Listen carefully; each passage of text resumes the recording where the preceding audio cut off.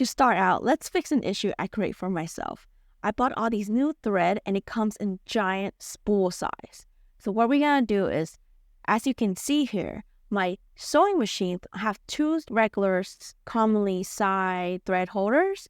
And if you have a commonly found spool size like this small one, it fits perfectly. Now, if you have a larger size like which I just bought, it barely fits. Actually, it doesn't really fit. There's no grips to it when you put on the spool holders, and that is an issue. So we need to figure out how to use it because after all, I already bought it. Here's how we're gonna fix this. We're gonna go to Thinkiverse and find a pattern that someone else designed that fits for our scenarios. Now, there are 3 designs I liked, but of all the 3 designs, I decided to go with the third one, which is a slim conical shapes. First thing of all, as with any 3D printer, you need to calibrate your 3D printers.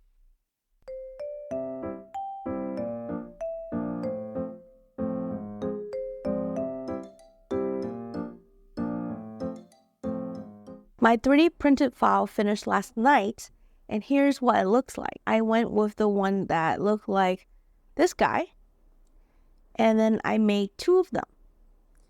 In order to ensure that the printed piece has a better structure when it was 3D printed, I sliced the design in half as I shown here. This is the bottom piece and this is the top piece.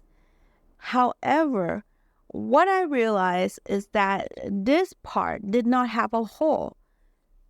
And how can you add this to the sewing machines? I have no idea. So here's what I did.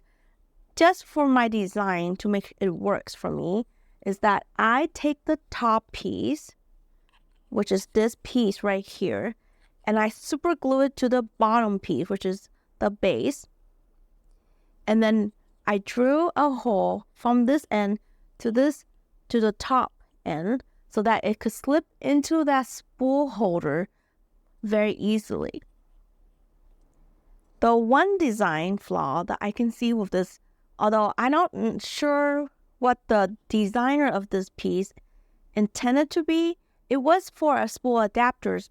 Wait a minute.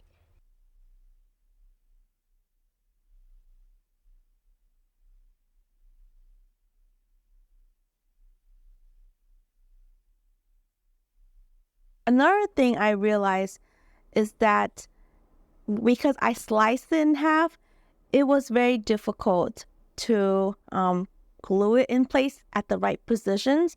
I have no way of telling which part is the center. So when I glue it, it might be a little off center, but we got the piece. Whew, now that's fixed, let's get on to the fun part, which is making a candy pouch.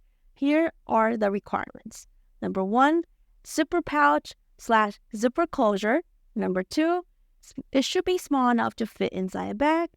Number 3, it should fit enough candies for snacking. Number 4, it must be cute, of course.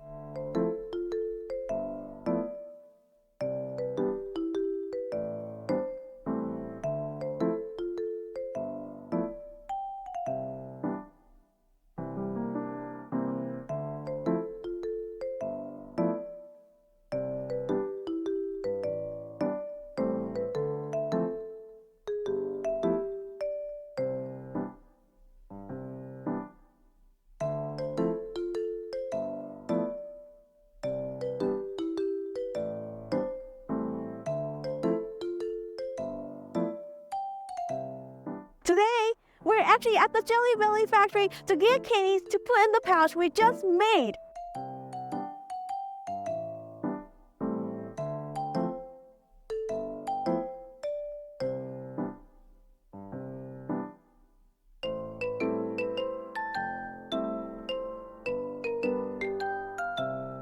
Well, we made the Jelly Belly pouch. And do you think it looked like a Jelly Belly? The problem with this, let me tell you, is that it's not deep enough to fit more Jelly Belly. I mean, how many do you think is in this bag?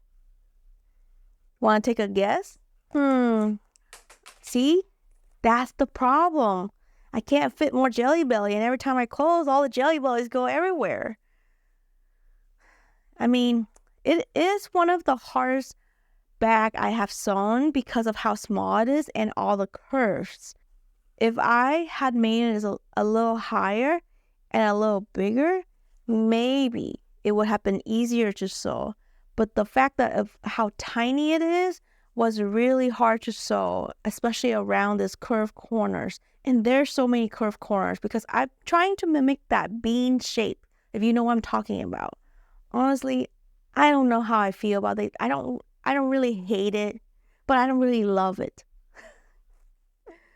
But if we go on a keychain, if you want to carry your Jelly Bellies around, by the way, what are your favorite flavor of Jelly Belly? If you had never went to the Jelly Belly factories in California, you need to go. I was shocked at how many flavors there were. And the best part about visiting a Jelly Belly factory is that you could dispense only the flavor that you like. Dispense, I meant you can buy only the flavor you like. And I have never seen this flavor anywhere. There is a boba milk tea sections, and I have tried every single one of them. And I have to tell you, the taro milk tea tastes exactly like the taro milk tea boba. So my two favorite flavor, can you guess, are taro milk tea and the coconut flavor. That combination is like drinking a boba when you eat the Jelly Bellies. And as always, happy sewing!